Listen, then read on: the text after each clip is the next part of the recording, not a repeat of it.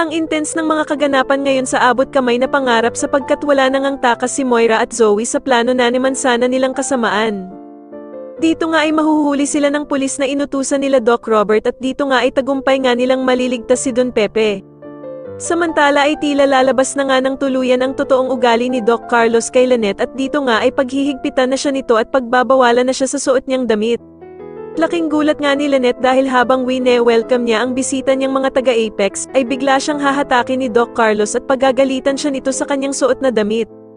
Galit na sasabihin nga ni Doc Carlos na napaka-revealing nga daw ng suot nito pero ang totoo nga ay nagseselos lamang siya dahil sa dami ng nagagandahan sa kanya dahil nga sa suot niya.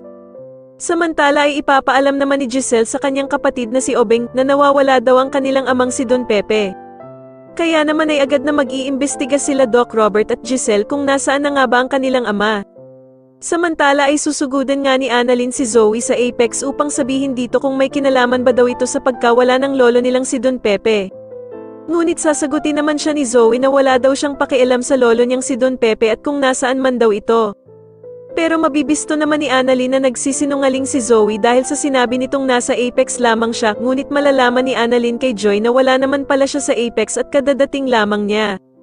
Sa kabilang banda naman ay magtatagumpay nga ang pagpapahuli nila kila Moira at Zoe. Sa wakas nga ay mailigtas ng inutusan nilang pulis ang lolo nilang si Don Pepe.